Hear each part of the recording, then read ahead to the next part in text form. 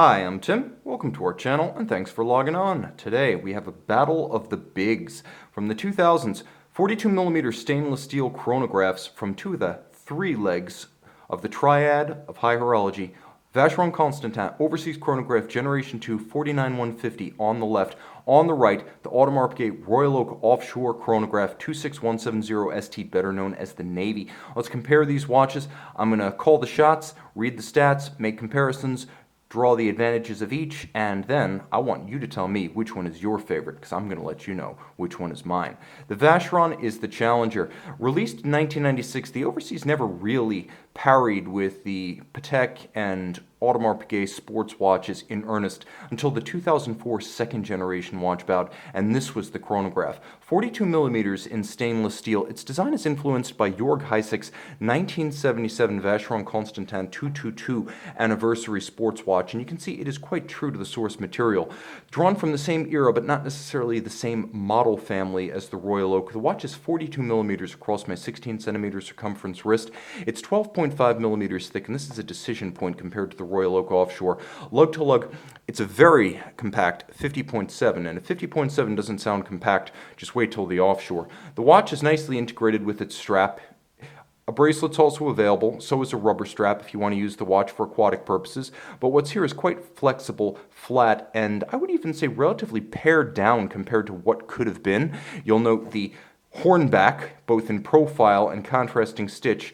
Thickness and cut is a more substantial and imposing strap, but that on the Vacheron, in addition to being a slightly lighter blue, is just more comfortable on the wrist and more flexible. The clasp is a substantial piece, but it's a double fold, so it doesn't have the one big up and over that can pinch you with the single fold. Internally, I find it more interesting than the A-piece clasp, and you'll see why in a minute, because this has double finish, both satin and polish, as well as recurring Maltese cross motifs and a trigger system, so you do have to push the triggers to unlock it. It can't accidentally pop open. Extra peace of mind on a heavy and expensive sports watch.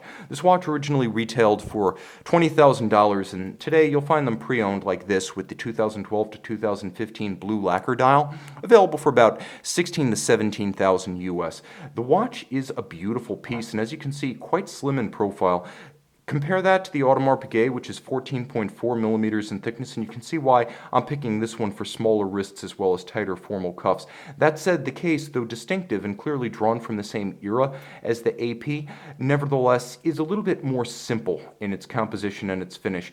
It does feel distinctly more inclined towards mass production, and it seems as though it was designed with that in mind. The AP in the rounded profiles, the sharp breaks between creases and rounded portions, the sharp cleft between satin and polish, as well as details like the diminishing bevel along the case line, speak to a slightly higher standard of manual finish and perhaps a little bit more time invested in the execution of the case. That said, Vacheron has an interesting form that is distinctly more elegant than the machine turned inside out approach of Audemars Piguet. You'll note that the crown as well as the pushers are true screw downs, and there's a handsome detailing inside the bezel which dispenses with the bolts of the AP for a contrasting polish. There's a vertical satin inside the little ingle nooks of the Maltese cross motif, and on the crown side, a more minimal crown structure as well as crown guard and pusher guard structure. You can see that also a point of distinction. The bezel of this one remarkably pared back with the dial, wonderfully blue, lacquered, lustrous, and balanced. You can see calculated symmetry with the minutes counter of the chronograph being emphasized because frankly it's more relevant than chronograph hours and constant seconds. This is how you do a date on a luxury watch. Balanced as well as legible. The double-digit date module was added by Vacheron on the Frédéric Piguet base caliber, and it is a 37-jewel Vacheron 1137, basically an F185 Frédéric Piguet made in the same valet de jeu as Audemars Piguet's entire watch. It's an integrated column wheel vertical clutch chronograph system that is fully integrated and thus making the watch slimmer with a 40-hour power reserve and a 21.6 beat rate that is identical to the AP. It does have a slightly, perhaps more August pedigree as an integrated system rather than the module in the AP. 150 meters water resistant thanks to a soft iron inner case. 25,000 ampere per meter anti-magnetic. Now let's jump over to the AP. This was part of a family of themed Royal Oak Offshores that bowed from about 2007 to 2009. There were the Volcanos, the Safaris, the Pandas. This is my favorite, the navy, perhaps the most enduring and versatile of the group. 42 millimeters in steel. The watch is nominally the same size as the Vacheron, but you can see not only is it much thicker, but that 42, thanks to the crown guard structures, wears broader across the wrist. But that's nothing compared to the 53.9 millimeters if you measure it edge to edge. On my 16 centimeter circumference wrist, this one does take up a lot of real estate, wearing more like a 44. 53.9 lug to lug, but if you add those plots, those intermediate links, it's actually 58 millimeters across the wrist. The timepiece does have a wonderfully substantial hornback style alligator strap. It's distinctive of the model and more interesting to look at than what you get on the Vacheron. That said, it's much stiffer, so you will fight it a bit. Remember that one big up and over fold I mentioned? If you have a smaller wrist, this might not be the best solution for you because it does tend to pinch as it closes, but it is nicely made and it does feature AP logos. All of high polish, it does fit the watch. The watch is beautifully finished, and the case is one of the decision points, more distinctly hand-executed. Nowhere is that more evident than on the crown guard side, where you can see those tiny hairline bevels of polish that run along the flanks of the guard structure. The bolts are all countersunk, and the dial has greater depth than the Vacheron. Though I find the Vacheron more appealing, this one does have more to it. Countersunk registers with a tone-on-tone aesthetic, a sunken date that, for better or worse, has become a signature of the model, and a tachymeter scale that visually unites the mega tapisserie lacquered dial base with the bezel. White gold numerals, and I have to warn you, there will be a loom shot, but you may struggle to acquire the watch.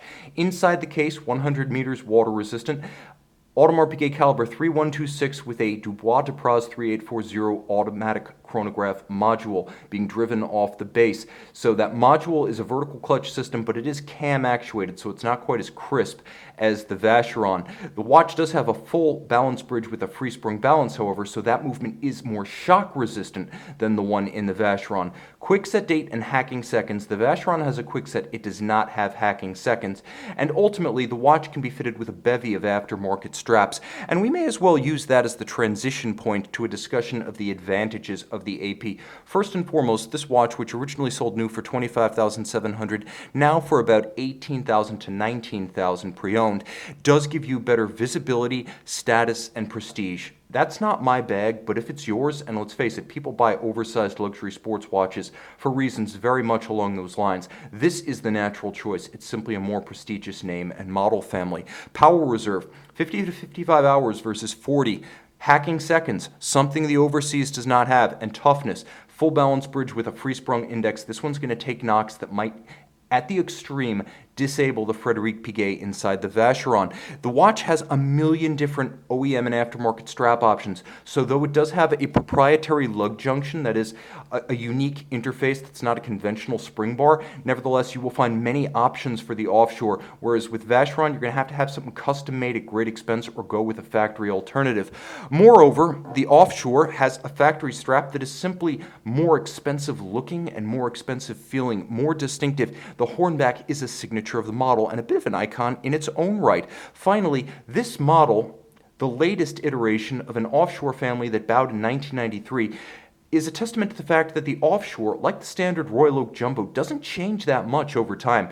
It is enduring, time-tested, and likely to be recognized for what it is 20, 30 years down the line. Now let's talk about what I find to be the advantages of the Overseas. First, more legible day or night, and I do mean night because the Offshore is barely legible, whereas the Overseas glows like a torch, and there will be a loom shot. Also important, you can buy it for about $1,000 less pre-owned than the Offshore, so it has value on its side. More water resistant, more anti-magnetic, and blessed with a more interesting case back, featuring over that soft iron inner cage, the image of the Italian training vessel Amerigo Vespucci compared to a bunch of branding on the Audemars Piguet. Moreover, the timepiece does have a far better fit, sitting much, much, much lower on the wrist than the immense Offshore and far narrower across the wrist than the Offshore. So advantage Vacheron on that point. Integrated chrono lets it be thinner, and being finished in the same Valet de Jeu as the Royal Oak, we can't say that there's really a snob appeal advantage to either watch from a movement standpoint. They are both beautifully finished if you were to crack the case open. I'm just going to say it out loud. I like this watch better. It's more distinctive, the dial's more lustrous, and the timepiece, being a bit of an underdog in the competition, appeals to my sensibility. Let me know, which one do you favor? Tell me in the comments below.